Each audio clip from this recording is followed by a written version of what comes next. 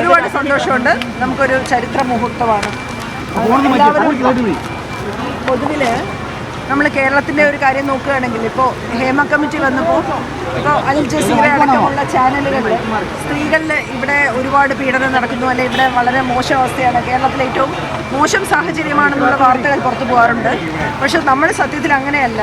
നമ്മൾ എന്തെങ്കിലും ഒരു പഴക്കം ഉണ്ടെങ്കിൽ, ചീത്ത ഒരു ശീലമുണ്ടെങ്കിൽ അതിനെ പ്രതിരോധിച്ച് അതിൻ്റെ മാറ്റങ്ങൾ വരുത്തി പുതിയ രീതിയിൽ മുന്നോട്ട് പോകുന്ന ആണ് നടന്നതെന്ന് ഇപ്പോൾ എല്ലാവർക്കും ബോധ്യപ്പെട്ടു, എല്ലാവർക്കും മനസ്സിലാവുന്നുണ്ട്. കാരണം നമ്മൾ ഒരു ഫൈറ്റ് മുന്നോട്ട് വയ്ക്കുന്ന അത് നടി ആക്രമിക്കപ്പെട്ട കേസിൽ ഉണർന്ന ഒരു കാര്യമാണ്. ഇപ്പോൾ നിർഭയ വിഷയത്തിൽ ഇന്ത്യ വേറൊരു തരത്തിലുണ്ടെങ്കിൽ ഇത് അവിടെ നിന്ന് WCC ഏറ്റെടുത്ത ഒരു സമരം, അത് ഹേമ കമ്മിറ്റി വന്നു, അതിനകത്തുനിന്ന് ഊർജ്ജം ഉൾക്കൊണ്ട് എല്ലാവരിലും ഉണ്ടായിട്ടുള്ളത് പകർന്നിട്ടുള്ളത്, അത് സ്ത്രീകൾക്ക് മാത്രമല്ല പുരുഷനും സ്ത്രീകളിലും വന്നിട്ടുള്ള ഒരു വലിയ ഉണർവാണ് ഇന്ന് ഈ മാറ്റത്തിലേക്ക് വന്നിട്ടുള്ളത്. ഈ ജയം തീർച്ചയായിട്ടും സ്ത്രീകൾ സ്ത്രീകൾ മാത്രം നടത്തിയ ഒരു ഫൈറ്റ് അല്ല, പുരുഷന്മാരുടെയും കൂടെ ഫൈറ്റാണെന്ന് ഞാൻ പറയും. ഉന്നയിച്ച ആരോപണങ്ങളെല്ലാം സ്ത്രീകളെ മുന്നിൽ നിർത്തിയാണ് പലപ്പോഴും ആരോപണങ്ങൾ പലരും ഉന്നയിച്ചിട്ടുള്ളത്.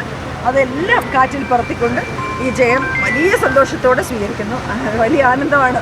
എന്നുവെച്ചാൽ കുക്കുവും ശ്വേത പ്രസിഡന്റ് ആവുന്നു, കുക്കു ജനറൽ സെക്രട്ടറി ആവുന്നു, ജോയിന്റ് സെക്രട്ടറി ആയിട്ട് അൻസിബ വരുന്നു, വൈസ് പ്രസിഡന്റായിട്ട് മറ്റൊരു പെൺകുട്ടി ലക്ഷ്മിപ്രിയ വരുന്നു.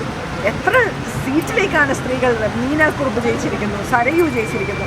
അപ്പോൾ അവിടെ നോക്കുമ്പോൾ ഇത്രയും ചരിത്രത്തിലാദ്യമായിട്ട് പുരുഷന്മാരുടെ മാത്രം പേരെഴുതിയിരുന്നിടത്ത് എല്ലാം മെയിൻ സീറ്റ് അടക്കം എത്രയോ സ്ത്രീകളാണ് നിരയായിട്ട് വരുന്നത്. വലിയ പ്രതീക്ഷയാണ്. ഇനി അതിന് ആ സപ്പോർട്ട് ഇവിടെ കൊണ്ട് തീരരുത്, എല്ലാവരുടെയും സപ്പോർട്ട് ഉണ്ടെങ്കിൽ ഇനിയും ഷോസൊക്കെ നടത്താൻ പറ്റുള്ളൂ. അതൊരു മുന്നേറ്റമാക്കി മാറ്റണം, അപ്പോഴാണ് ഇത് ജയമാകുന്നത്.